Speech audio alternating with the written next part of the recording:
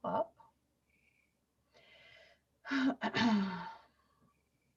Setting up your meeting for YouTube Live.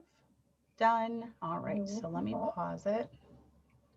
And then let me share it. Copy it. And let me go over here. Okay.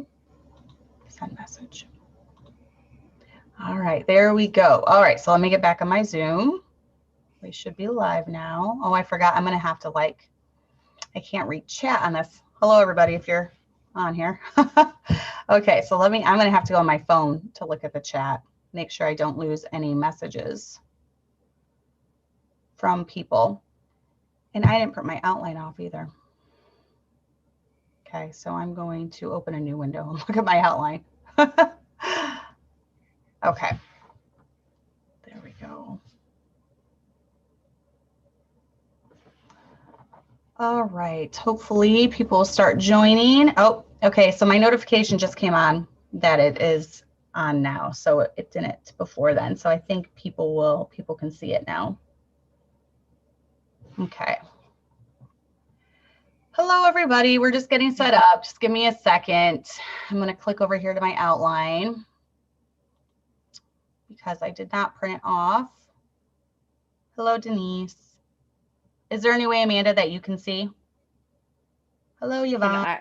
I see the chat? Yeah. Can you see the chat at all? No.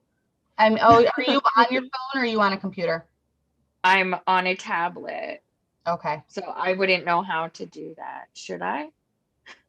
I could probably go on my phone.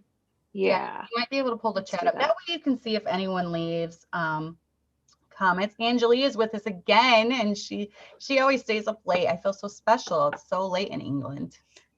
I feel special too. And I told her, you should just go to sleep, but I'm a night owl too, so.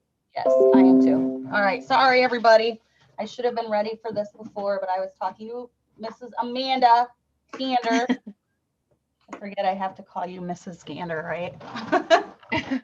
Mander Gander. Gander Gander. She is one of my very good friends, so she's just Amanda to me. Okay, here we go. All right, outline is printed. I am ready to get on to tonight's subject. I know a lot of women have been very excited about this subject because a lot of women deal with this. And you are no stranger to the topic that we are talking about tonight.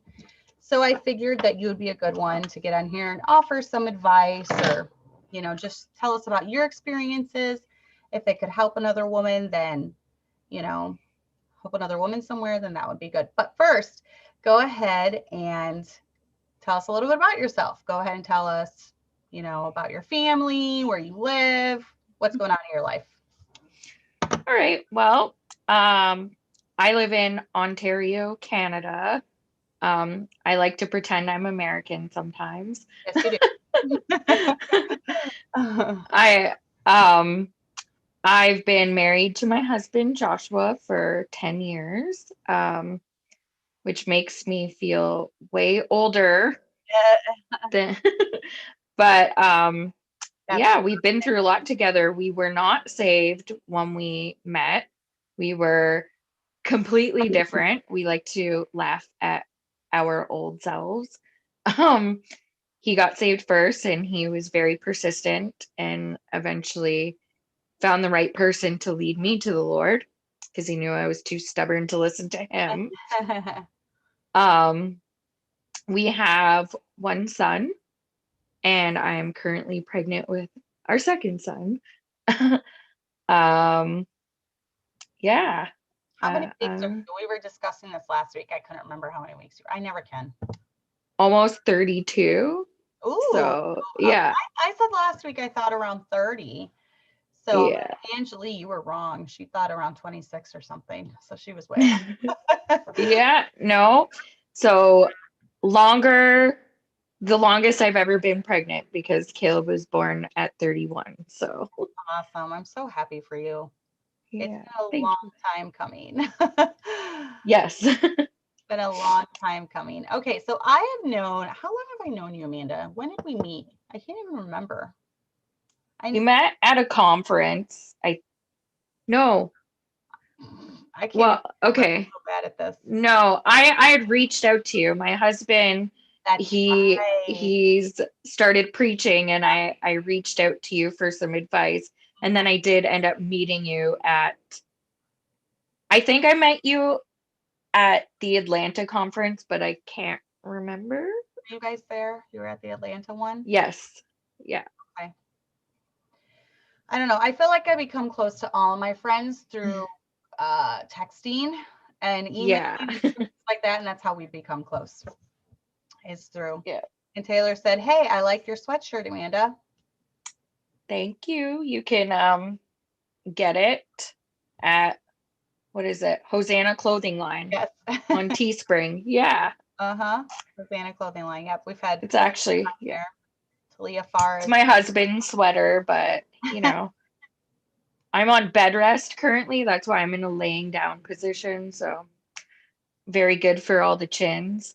Are you laying down? I can't even tell. It looks like you're sitting up. Yeah, well, I'm inclined, but kind of like I'm cheating. I'm supposed to be laying down flat, but Yeah. nobody wants to see that angle. So You'd have to like hold the phone up like yeah. that. I could see it like dropping on your face halfway through. Yeah, I would do that. So yeah. I would do that too. So I could totally Yeah. do that. Okay, so tell us a little bit about your story with, I know, this pregnancy, but the things leading up to it. Go ahead and go into as much detail as you want Okay. with that. So go for it. So I'll just start right back from the beginning so we can get an idea of things that I've gone through. But so my mom, I was raised predominantly by my mom. My dad wasn't living with us. They separated before I was born, and my mom believed that as soon as a girl started her cycle, she needed to go on the pill, birth control pill. And so I was put on the birth control pill at 12 years old, Wow. which it's insane to me that doctors even allow that, because there was no issue. She was just like, I'm not ready to be a grandma. And I was like, not even thinking about that stuff at that time. But being on the pill made me think about that stuff. And while, my mom had the talk with me, and she's like, this isn't permission to do anything physical. In my 12-year-old brain, it was, because I'm like, oh, well, then I'm a woman now. And so that caused a lot of problems for me, as you can imagine. But I just always took it. I never questioned it. And eventually I met my husband, right, I think it was my 24th birthday, So that by we that finally, time, you had been on it 12 years. yeah. Wow. Yeah. And I stayed on it again another year because we got married when I was 25, and I went off it thinking, okay, well, now I'm married, so it's okay to have babies. Right. And still, after 25 years, or at 25 years old, so 12 years of being on the pill, I didn't even realize the potential side effects with infertility. I didn't realize that you could still get pregnant. Um, I wasn't educated. It was like, here's the pill. Well, yeah, you're There not you go. question it at 12 years old, especially. And Right. by the time you're in your 20s, it's just become a way of life because, Right. It was just normal. And so we got married, and I'm like, yeah, I don't need these anymore. Right. And we weren't not trying to have children, but we were not trying. And it was about 3 years in, and I still wasn't pregnant, and I started getting symptoms. And again, not to get into too much information, but I also was in taught about going to see a doctor. I Right. thought, oh, okay, when you're married, you don't have to do any of that stuff. No Mhm. pills, no nothing. Right. And so I made an appointment, and I got a call the next day that told me I needed to come back because they found something. I was not expecting that. Fast forward a little bit, I had a biopsy. I ended up with cervical cancer. Mm. And I'm not saying that it came from the pill, but it's possible Yeah, because I've never studied the correlation, so I know that some cancers are linked to the pill. I'm not sure which ones though. yeah, I think I said cervical. I don't know why I said that. I actually was diagnosed with uterine cancer, Yeah. which is very, yeah, very, I was thinking of cervical because cervical is more common Okay. for younger women, but uterine cancer is very rare for women who haven't gone through menopause yet. Wow. And um and so it was like a whirlwind, and I had seen many family members go through cancer treatment and swore I would never do it, but I was talked into one round of chemo, Mhm. and it was just, it was a very difficult time, and I kept having surgeries to have the tumors removed, and they would grow back. Mm. And I was sick, and um I was told that I would never have children. I have too much scar tissue. Why are you constantly getting the tumors removed? Why don't you just have a hysterectomy? And Wow. I said, right. I was like, no, I'm not even 30. And I always pictured myself with 10 children. So no, but they wear you down. And I saw 4 specialists, like saw 4 different opinions, and they all said the same thing. You're never having a baby. Wow. And yeah. So that was very difficult. It's very difficult to hear that. Hmm. And eventually I got tired of being sick, and my husband never gave up hope. Like he never does. I'm always the pessimist, and he's always like, yeah. Me too. He's like, don't let the doctors tell you what the Lord can do. And I thought, you are so insensitive. I Mhm. am grieving my fertility. How Oh. dare you? Mhm. Right. And it's hard on a marriage Yeah. to begin with, but um and so I agreed to have a hysterectomy, and my husband begged me not to, and I had women from the church, like older women, saying don't do it, and I was going to do it, and I went in for my pre-op, and they have to give you a pregnancy test just to make sure. And the doctor came in. I'm gonna cry. I'm very emotional Oh. because I'm pregnant now. But the doctor came in, and I'll never forget her face because she looked at me and she's like, "You're pregnant." I'm like, "What?" Oh. Because it was not possible for Right. me to be pregnant. So anyway, Not then possible came according the, to the doctor. yeah, and then followed by, so when do you want to schedule the termination? Oh my goodness. Yeah. And so I was like, ha, bye. Yeah. And that was that. And so again, fast forward, I had a I went through some trials during my pregnancy. Doctors didn't know what was going to happen, and I did end up, my water broke at 30 weeks, and I was admitted to the hospital, and Caleb was born at 31 weeks, and he was big for a Yeah. tiny baby. He was 4.5 pounds. Mhm. And it was funny because one of the specialists that told me I would never have babies was in the delivery room. Aw, that's So cool. that was, yeah, that was awesome. And I went for my 6-week checkup, and there were no tumors, and I have not had any cancer since.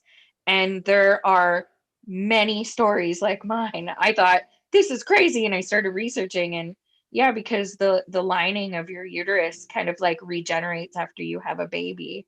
Yep. And so That's really there cool. you go. I've been 5 years without cancer, and I have the letter that you get from like the Cancer Society saying, congratulations, you're cancer free. That's And I awesome. put it in Caleb's baby book. Aw. Yeah. That's awesome.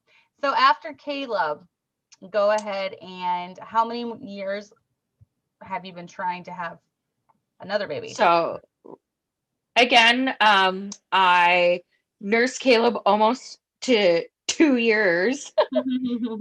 um, I was like, I tried not to think. I was on this high after I gave birth. Oh, I'm definitely gonna have 10 children now. And Yeah. then eventually I started thinking, what if I don't have any more children? And I had to work through that. But then after, he was 2 and I still wasn't pregnant. Mhm. And time went forward and I did eventually get pregnant. And I had 3 miscarriages in a row, pretty much. And then they were all around the same time, between 7-8 weeks. Yeah.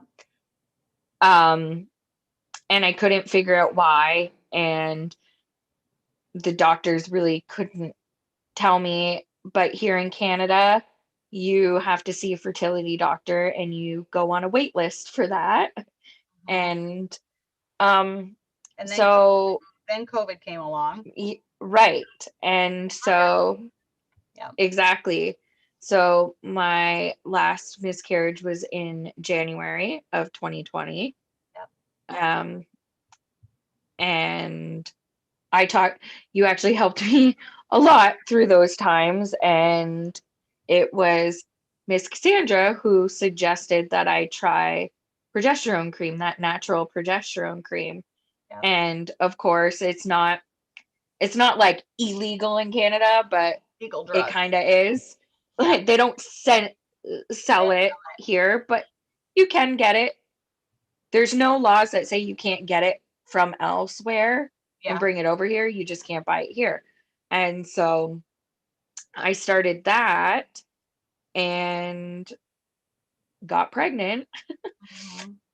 And that was the end of May, right? Yeah. Well, you came to our church. Well, When did the men pray over you? In March? right. Right. Thank you for reminding me that, because I wanted to tell that. I knew you wanted to tell that. So Okay. Right. See, so another like miracle. Um, in January, we had gone to Arizona for the missions conference, and then I had the miscarriage shortly after, and then we decided to go and visit Liberty Baptist, and um, my husband and Pastor McMurtry were talking, and Pastor McMurtry offered to have the men pray over me, anointing me with oil, and the Bible talks about that. Um, and so I was like, yes, absolutely, because Caleb is an answer to prayer. I know prayer works. Mhm. And um, they prayed over me. And then shortly after I got pregnant, and funny enough, my due date is almost a year exactly to the day that the men prayed over me, Yeah, which is which awesome. is, I know, it's totally the Liberty baby. Yeah. We had a girl name picked out, and I was like, well, we're gonna have to name her Liberty if it's a girl. Yeah. Thank you for reminding me of that. So much to remember. But yeah, so that's really amazing and special. And then when I finally saw my midwife, she was able to test me and told me that my progesterone levels were really low. And the cream is likely what held me over from losing the baby. And she put me on prescription progesterone Stronger even. and she told me, don't stop using the cream, like finish it off. So I use it to about 20 weeks in conjunction with the prescription. And so Miss Cassandra is also a midwife and a fertility doctor. I'll accept that. Yeah. I'll accept that name. Yeah. No, it's just a Mhm. combination. It's just, I've been having kids now for almost 20 years. So You learn stuff as you continue to have kids, and you start seeing the links between miscarriages and maybe you're low in something, you know? So, Yeah. I am so glad they finally found that missing link. And I'm so sad because I feel like, and this is why I do these videos and why I have Gently Led Sisters. If we can help someone else make that make the connection and see Yeah. the correlation, and maybe it can help save babies, and help Right. other women be able Because to. it's such a little thing. Like, and in Canada, waiting, I'm sure if I finally got to see a fertility doctor, they would have made that link because I would have had those tests. But even without COVID, you can wait up to a year. Wow, So that's crazy. Now you are yeah. also on conception as well, right? The pill conception. Yes. Okay. Yes. So conception and the progesterone cream. I started the conception almost 2 years ago because my cycle was being weird, and that almost immediately regulated me. It's like all these little missing pieces. So Exactly. yeah. And I mean, now I'm on bed rest. We had a little scare with my fluid being low, but I'm on bed rest. My husband made me a snack drawer. So So good. baby's fine. I'm well fed. We're Yep. good. We're going to get you a few more weeks at least. It would be good. 36 would be great if we could get you 4 Yeah. more weeks out. Yeah. That's what I keep saying. Just That like get over that Yep. 36 weeks. Get you past that. So that is awesome. We will all be praying for you, definitely. Thank you. Okay, so Denise asked, this may be a stupid question, but can the conception pills work if you have had your tubes removed? Work as in form of what? Of getting pregnant? I don't know if they can if your tubes have been removed, but I do know they're good for your cycle, for regulating. They're just good for hormonal problems in general, regulating your cycle if that becomes, off or something. There's a few other comments. I don't want to miss any questions. Okay. Jessica will be praying for you. We hope you get pregnant. You'll have to go back and read chat later. Aw, Amber said, I told a friend about that cream after your email, Mrs. Cassandra, and she is pregnant with her first baby now. Aw. Oh, awesome. Angeli said, call me Cassandula, like a doula. Cassandula McMurtry. That's funny. All right. Of getting pregnant. I wouldn't claim that just because your tubes are removed. That would probably just be like a prayer thing, I would think, or praying for God to work a miracle if your tubes have been removed. So, and then Angeli asked, are those conception pills decent? Are there any harmful side effects? I never had any side effects. Did you ever? I never had any. No. Yeah. And the thing is that most women are low in something, low in iron, low, and basically the conception pill is like an all around multivitamin almost for women with all the things that you need to have a healthy womb, I guess. Like cycle, womb, yeah, all of it. right. When is your due date? Someone wants to know. So March 2nd. Okay, March 2nd. Oh, that's cool. Yeah. So exciting. It is, right? And I keep thinking, so it was February 26th that the men prayed. Aww. Right? It's so possible. It's so stuck in my head. So cool if your baby was born on that day.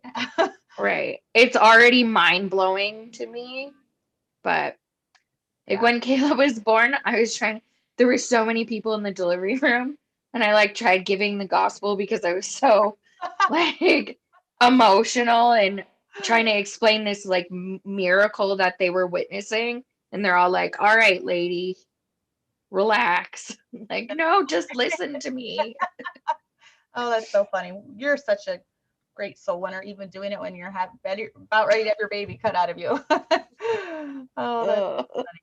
No, you didn't have a C-section with him. You had him No, natural. That's right. So you're yes, I getting ready did. to push a baby out and you're giving That's right. gospel. That's hilarious. Okay, someone said that they made their cycle 6 days short. I will say when I first started taking them, um they kind of messed up my cycle a little bit, I think, because my body was adjusting. I took them and then I took them on the first day of my cycle, and then I had another cycle 2 weeks later. So that's how I knew that they were doing something, because that never happens to me. So they might, when you're first getting regulated in the first few months, they might do some weird things like that, but eventually you should even out, and it should be fine. So Someone asked if you can take those while you're pregnant, and yeah, they're actually really great. My midwife thinks they're awesome mhm. and recommended that if I could, finish the bottle that I had with my prenatals, because there's really great stuff in there. So Yeah. And their Vitex, which is that is also preventative for miscarriage, I read. So mhm, I would recommend if you're taking them and you end up pregnant, don't go off immediately. I would slowly right. wean yourself off, or Yeah. wait. I waited, for me personally, when I took them with Kelly, I took them the first 3 months, and then I went ahead hmm and went to like a prenatal. But um but yeah, I did for about 3 months too, yeah. because that's when they ran out. And Mhm. then I like stockpiles of them. So Yeah, I'm so happy. Okay, so let's go through some lessons that you learned during your years of just infertility, painful miscarriages. What are some things that really stuck out to you, maybe the lessons that you learned going through it? so um one thing that I noticed, and that I'm sure people who have had miscarriages can relate to a woman who loses her baby, she's losing her child. Most people outside don't have a connection with that baby until they're born. Mhm. And so um I wouldn't say, oh, they're people are just insensitive. It's just they don't realize all the time that you quite literally just lost your child. Right. And um um so I felt it was hard for me to wrap my head around.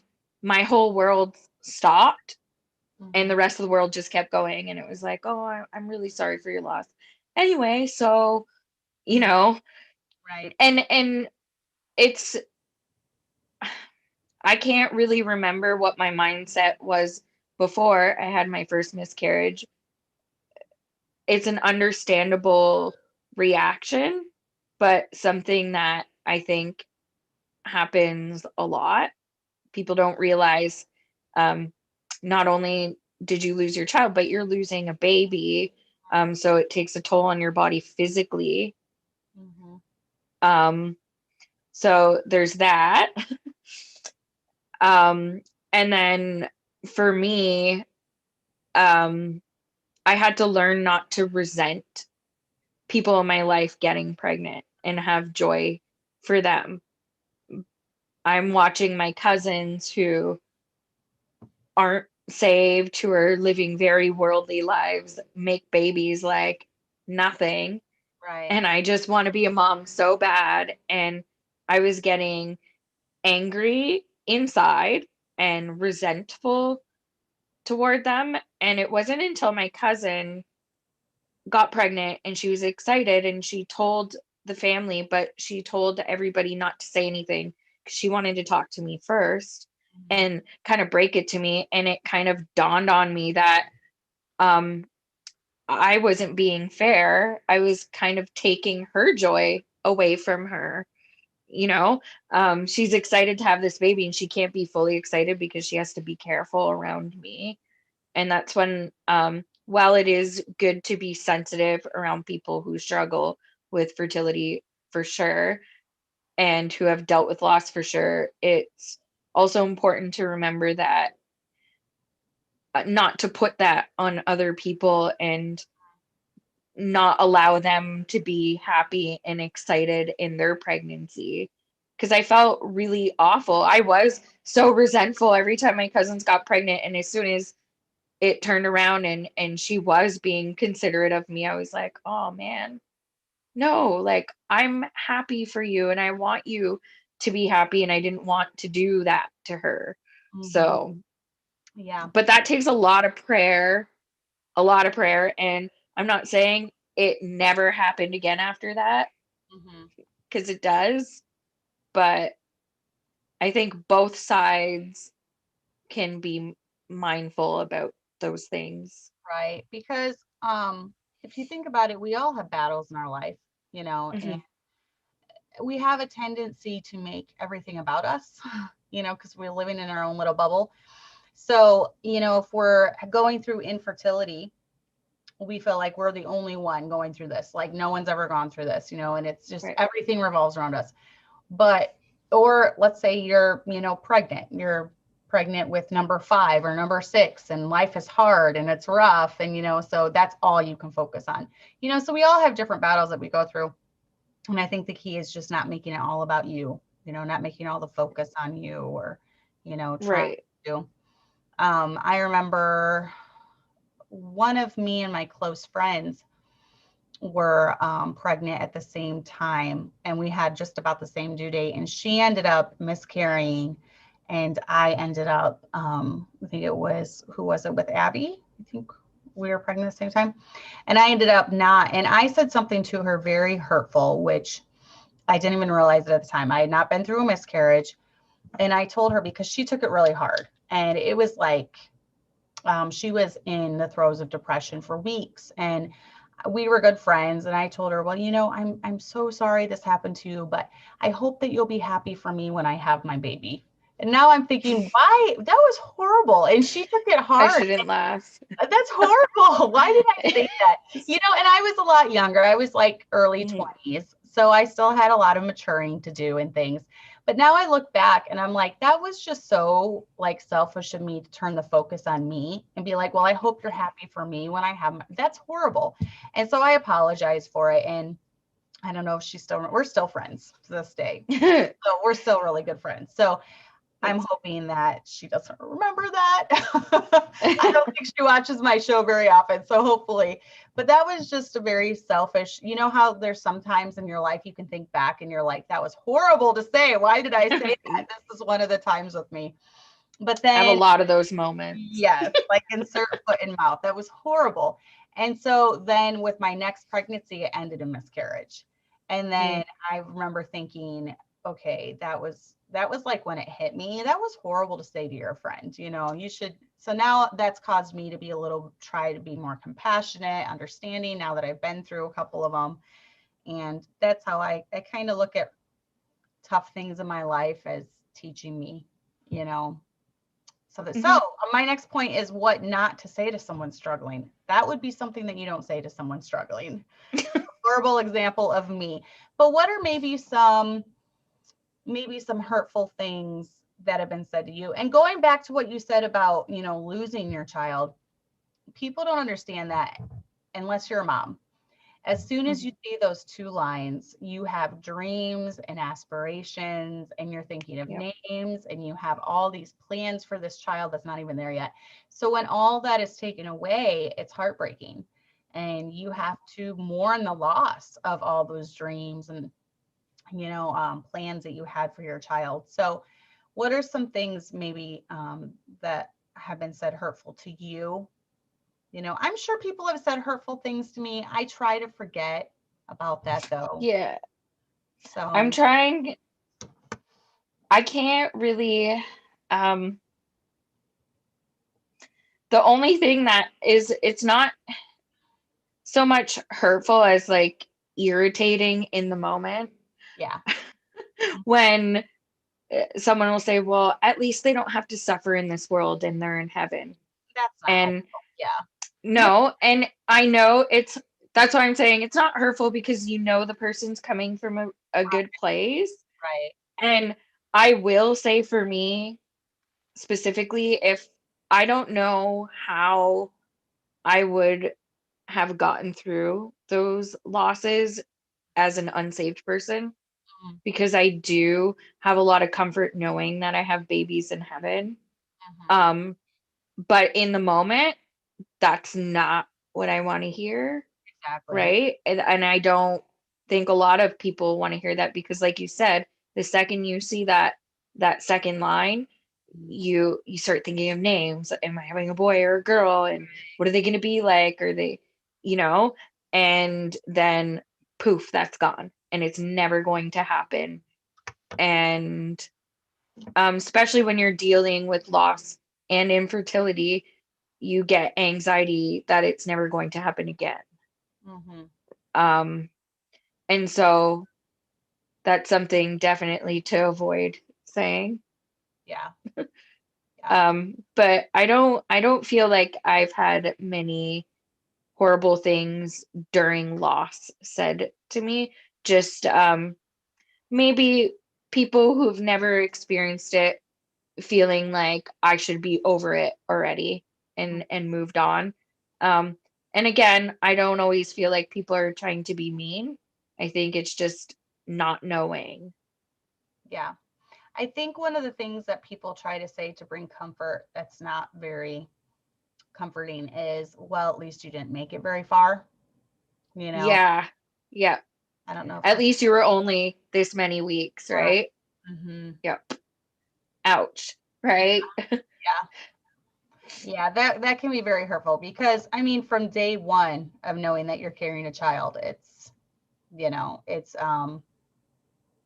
oh, that's okay. Someone said Angela said, I feel like I've said that to people before, but didn't think of it as being insensitive. The heaven thing, at least they don't have to suffer, you know, but you didn't know. Right. And that's part of why I was excited to do this show, because people don't know. It's not talked about. People don't talk about it, and so how could people know? Mhm. Like you said with your friend, you didn't know. No. You're trying to just be a friend, and then, and then when you've gone through it, you're like, okay, that was not a good thing to say. Yeah. And I think I had gotten frustrated because um, we had another friend and we had been trying to help her. She was very depressed, but it was going on weeks and weeks and weeks of this. And she was I don't know, being snarky. I can't remember exactly what it was, but she had said something hurtful to me, and I was just like, well, I hope that you can be excited, when I have my baby. And it was stupid.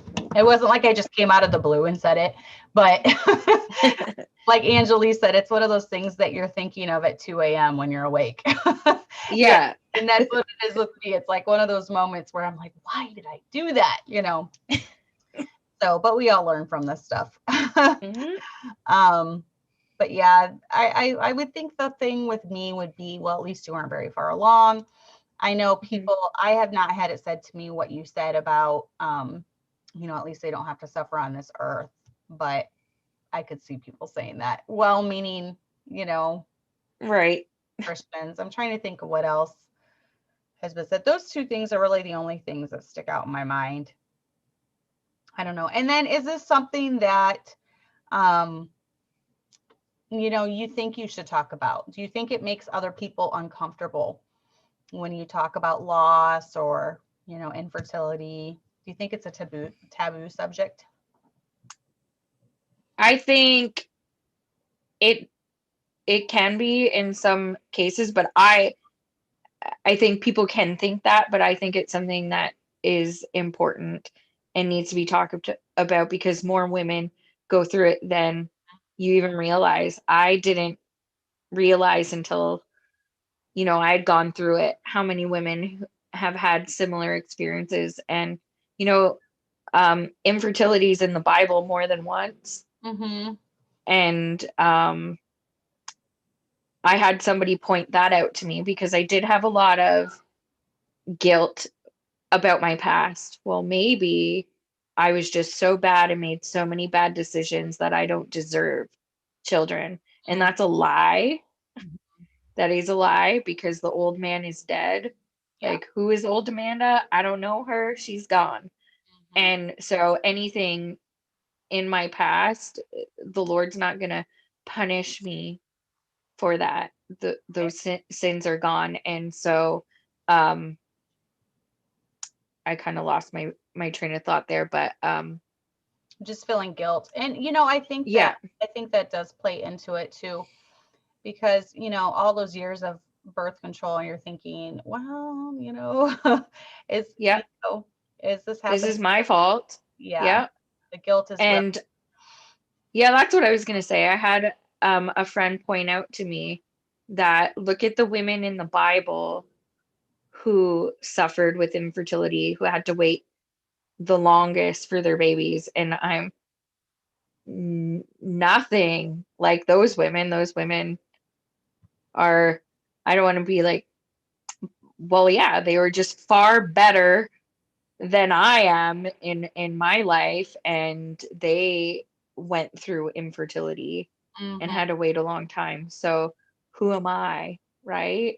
Right. And do you have, I mean, when you look in the Bible at the women who did struggle with infertility, there was a lot of good, godly women that struggled Yeah. with it. I mean, Hannah was a very devout Christian woman, and Hmm. God just chose not to give her a child for whatever reason. And Rachel, we don't know much about her, but I don't see any stories or instances of her being like wicked or evil, and she's still um, Right. God just chose, and it said God opened and closed the womb, Right. in the Bible. So obviously he is the one who controls it. And he has been with you too. I mean, Mhm. medically, you're not even supposed to be pregnant right now. So, I know.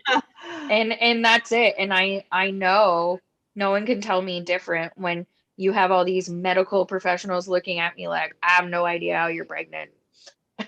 mhm, I know that these babies are miracles and answer to prayer. And I know without a doubt, the Bible tells us the Lord opens and closes the womb. And I know that to be true right, because I'm living that. right, exactly. And someone asked, what are some good things to say to comfort someone with loss? Um, just I'm so sorry and I'm here if you need to talk. Hmm. Yeah, short and simple, right? Yeah. Hmm. Because everybody's different. Some people don't Yeah. like to talk. I tend to close off at first when I go through something. I don't want to talk about anything. Hmm. But then when I'm ready to talk, everyone knows I can talk. Oh, So, me too. Which I'm surprised we get. I was talking last week about friendship and how most of my friends, my close friends, were introverts, and then you popped in my head, and I'm like, well, except Amanda. I'm thinking, no, Amanda's not an introvert, but we get along really, really well. So I don't know. I'm gonna make someone else a mod. We have someone nasty that keeps popping on with different accounts and being mean. So I oh, that's so nice. make her a mod. Okay, Sarah, you are now a mod. I don't know why someone keeps popping on and being nasty, but there's all. I missed it. I always miss the action. No, oh, here's another one. Want to stop deleting my messages? Nope, not if you're gonna be nasty. Okay, I don't. that's the third account that they've popped on with. So Sarah, keep it on. What's with people who have all that time on their hands? Like, I don't know. I sent you. There's been people are so nasty, and yeah, they you're will right. use your losses against you. I got a Yep. really nasty email a week or two ago where they were talking about my dead babies. So, yeah, Hmm. it's people are nice. That made me so sick to read. I Yeah. can't, every time you think people can't get any lower, Hmm. they do. Yeah. But they do it just to hurt you. And those people would never say that to you to your face. Never. Fine. Keep on trying to come back, but they're gonna keep getting deleted. And the thing is too, I really think that part of this is our culture of our abortion culture, our cancel culture of, Yep. lives are not a lives are not a big deal. Who cares if you miscarry? Who cares if you have an abortion? Because lives are, dispendable, and we can just get rid of them, snuff them out. And, maybe that's why it goes to a, it becomes a loss of humanity in a way. It becomes a lot. We lose our humanity, we lose our compassion. And so we'll do stuff like that. We'll use stuff, a loss against someone like that. So it is really sad. But yeah, what are some ways that you have found to help someone struggling with loss or infertility? I know, again, to tell them that if they ever need to talk, I'm here. Ask them first, like, would you be interested in trying? Because I'm a huge advocate for that cream and the conception pill, and offering to help them get it. Also to tell them that I'm praying for them and actually praying for them. That's important. And for me, maybe not for everyone, but for me to know that I'm being prayed for means a lot to me, more than anything else. So what about if you've had a miscarriage? I know when I had my miscarriage and I had to have the D&C, I had a lot of ladies in church that really stepped up, and it was an encouragement to me. They dropped off meals. One of them bought me a necklace, kind of just in memory or whatever. And I would say and the ones that did the meals too, they like dropped them off and then they left. They didn't really, and I was in no shape to like talk about it at that point. It was just a day or two after the surgery. So obviously I wasn't in a spot where I could talk about it then, but it really meant a lot to me, that they were thinking about me. So, and the baby, right? Acknowledging the life. The life. Yeah, exactly. Yeah. That's huge, right? Because like I said, a lot of times people, they don't bond with that baby or associate baby with an actual child, a human being. And when people acknowledge that you lost your child, that there was a child, it feels like, okay, I'm not losing my mind. I think that's important. And yeah, just the importance of acknowledging that there was a life and there was a child there. So I know I've had a lot of emails from women that are struggling right now with infertility and not getting pregnant. So what would you say helped you the most when you were going through the infertility? I did not handle it well before Caleb. I was also a baby Christian at the time. I didn't handle it well. I was bitter. And seeing God's hand in my life, seeing what prayer can do, seeing that truly God was in control, I needed that lesson. I needed that huge slap in the face, like, wake up, your husband's right, stop getting mad at him. And that is what helps me now, and what helped me through this period, knowing that I'm gonna have bad days and that's okay. But to understand that the Lord is in control, and to always be in prayer and give it to the Lord. Don't like close off and get bitter and get angry, because that's not going to change anything. And just trust that the Lord's in control. And that's basically it. Like every time I went through it, I wasn't always positive or optimistic. I would have bad days, and I would have to push myself to pray, because I would start feeling angry at God. Like, why are you doing this to me? And then I'm like, nope, that's the wrong attitude. And you had to push through it.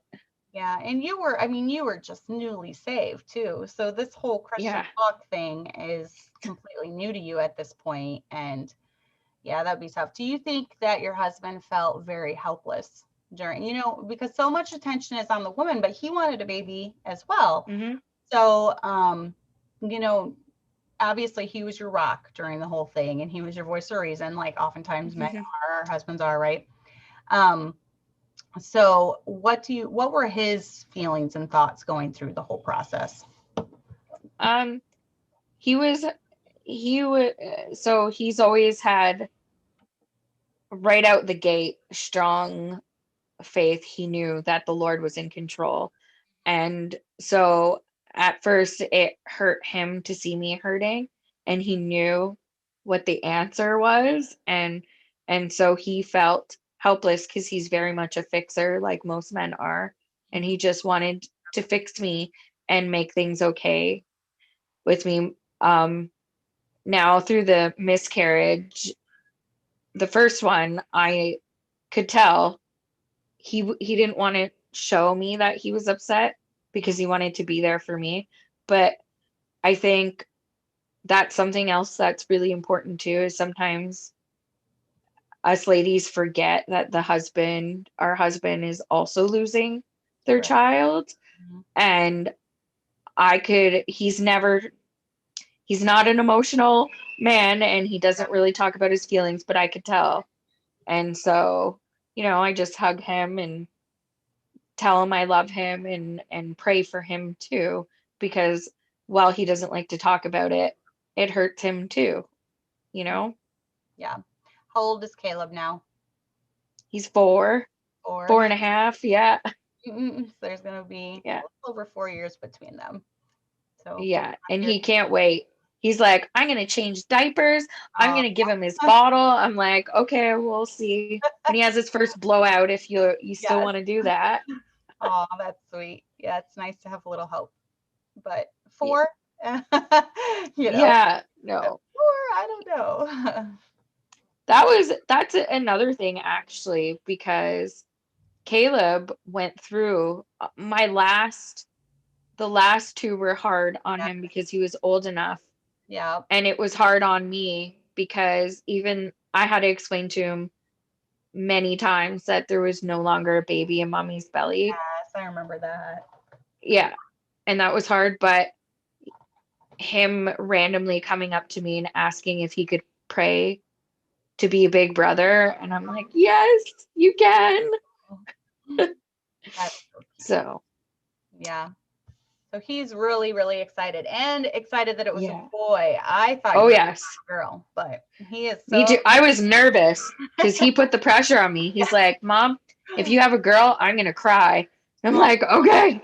And I thought for sure the same thing. I'm like, okay, it's gonna be a girl. Then I'm gonna have to explain this to him. But no, yep. he's happy. And then he said, but I wanted two. Sorry. Yeah. And then we have a lot of women saying that they're glad that you're being um, open and honest about your struggles with not being bitter or, because it's easy to say, oh no, I had total confidence that someday I would have a baby, but you didn't. You didn't know, and the No. doctors were telling you that you weren't going to. So Yeah. that's a hard I was quite literally ready to make it physically impossible for me to have a child because I was convinced. right. Yeah, So, that's really mhm. tough. Okay, so we're gonna wrap it up. Sorry guys, I'm gonna try to end right at 8. I know some of you probably want it to go longer, but I'm sure we will have you on again after the baby comes because you're gonna have to show us the baby. Yeah, Liberty baby. Yes, you're gonna have to show us your baby when after he gets here. So Yeah. what is the just a few things that you could say? Because there are a lot of women that have emailed me saying, Mhm. I've been trying for, 3 years, I've been trying for 5 years.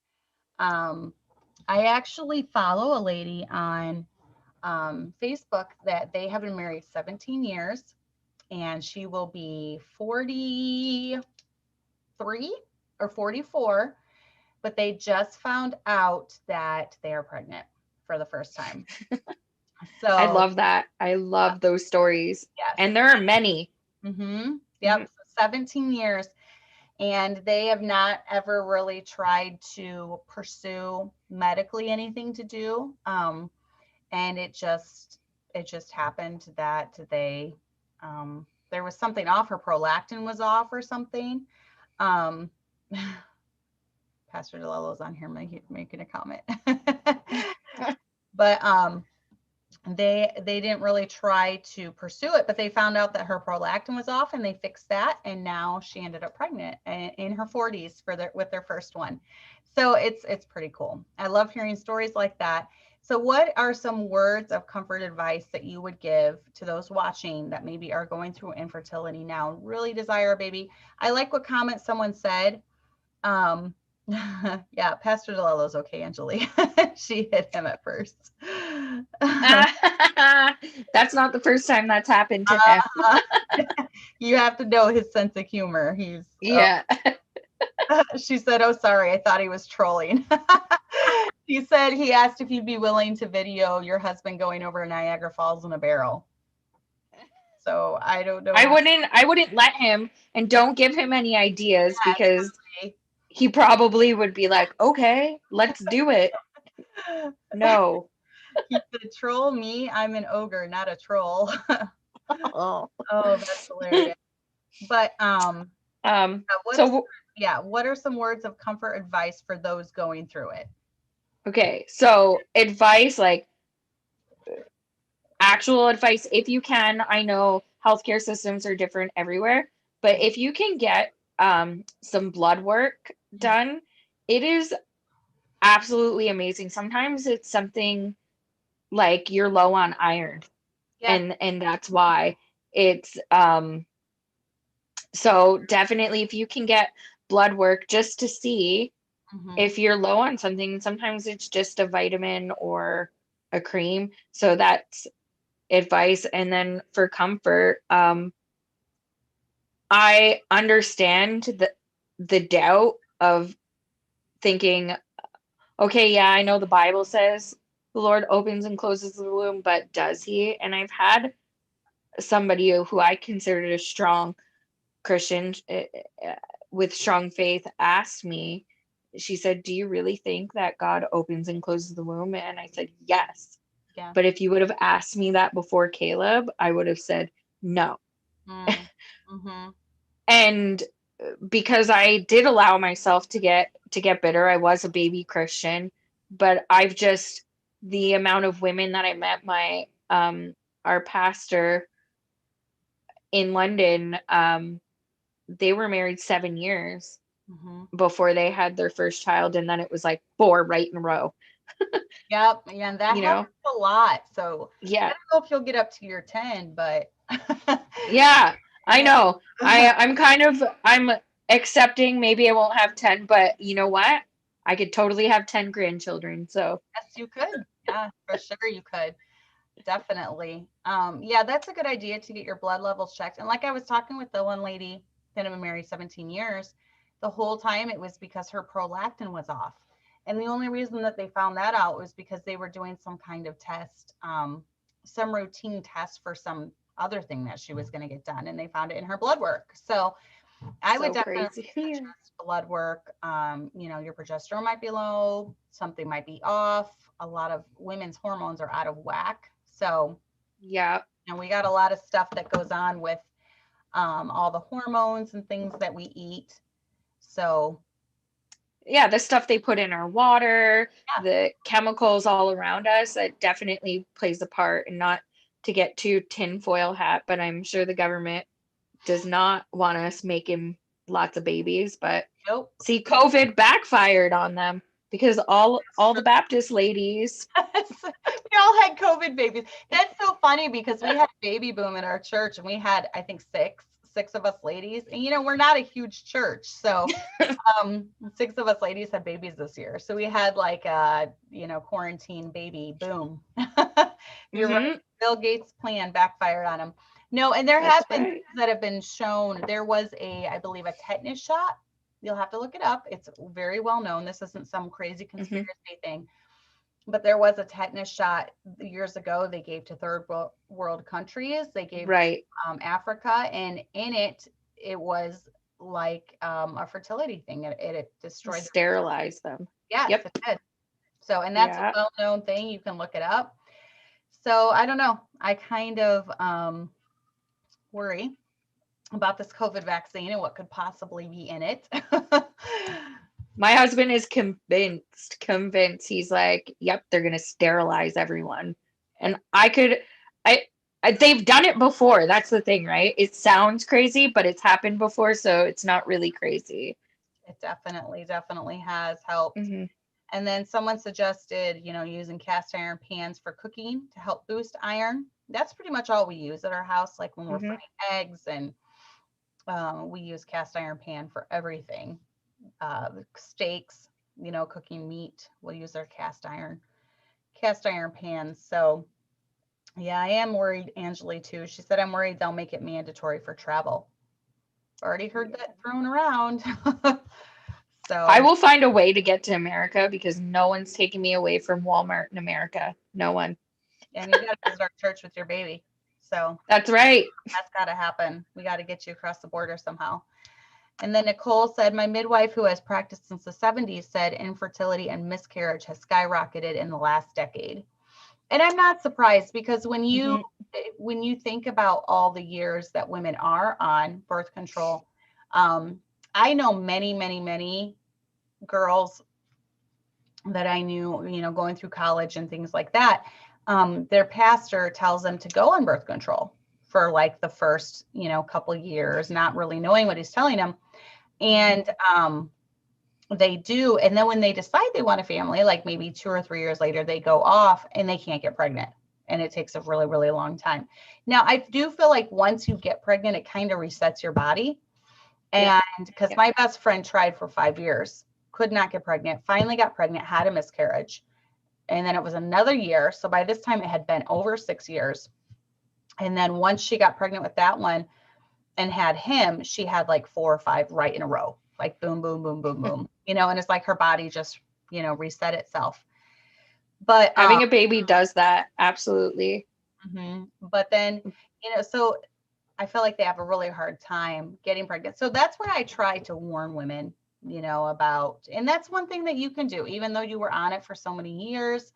Now you know, the side effects, what it could possibly do. So that's why you can be a voice and just let women know about the dangers of hormonal birth control, especially, if you haven't had any kids or something and you're going on it, then it could mess you up. So right from the beginning. And that was very common. My mother did not pull that out from nowhere. That was very common in our Catholic school, that it was normal. Your mom would go out and get you sanitary stuff and a pack of pills. Wow. That is so crazy to me. Yeah. Some girls even younger though. I was like a late bloomer. There were 10-year-olds put on it. Yeah. Yep. Yeah, that is definitely. And I've also heard too that those things are getting into our water supply. They're being flushed, or lots of women are flushing them if they it's old or expired. It's getting into all of our water. So we're not conspiracy theory. Look this stuff up. It's true. I know. It sounds crazy because it should be like, it's so wrong that it should be crazy, but unfortunately it's a reality. So yeah, exactly. But I'm so happy for you. I am glad that you are pregnant, and I cannot wait to see him. I'm totally invested in this. If we were Catholic, I would be the godmother. You totally would, though. I always say that you're my therapist, you're my midwife, you're my fertility doctor, editor, business advisor. Oh, that's so funny. Everything wrapped up into one. No, so I would definitely, I cannot wait to meet him. Do you want to tell the name, or is that going to be a surprise? Oh no, I can't keep anything a secret, like when it comes to surprises. So we're naming him Micaiah. Yeah.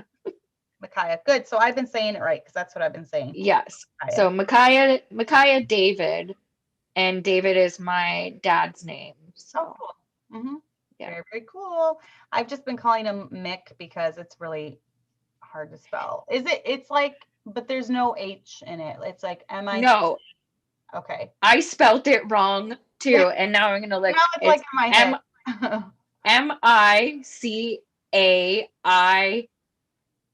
Micaiah. Yes. Okay.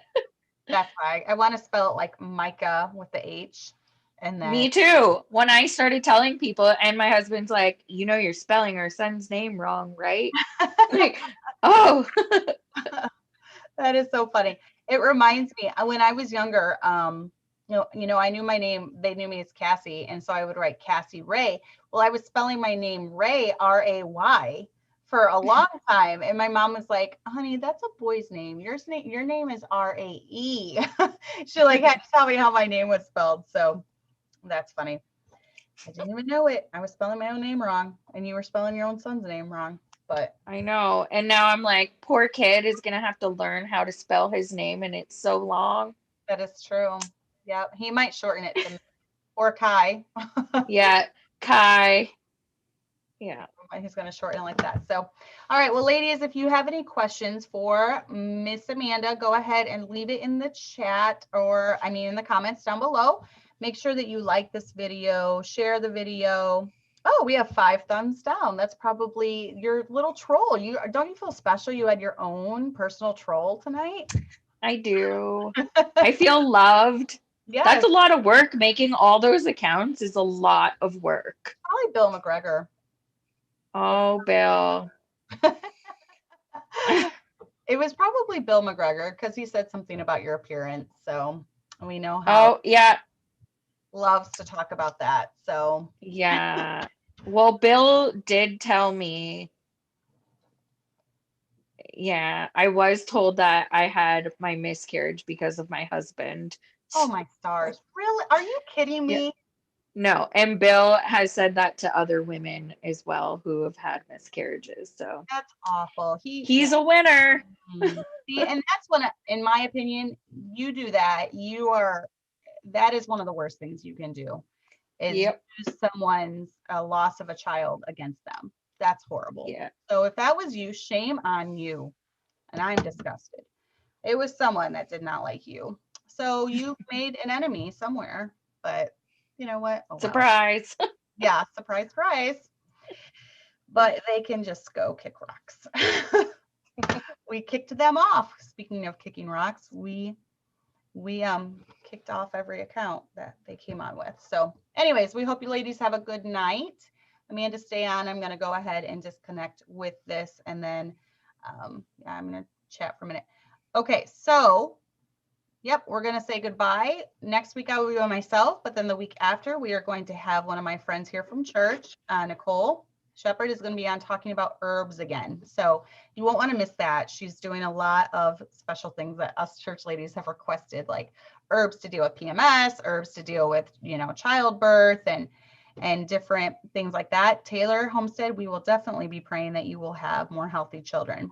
If you guys have a prayer request, leave it in the chat, leave it in the comments, leave it in my Gently Led Sisters group on Facebook. We share prayer requests in there a lot, and we pray for each other and encourage each other in my Facebook group. So go ahead and join that if you haven't. But otherwise, we will see you guys next week. All right.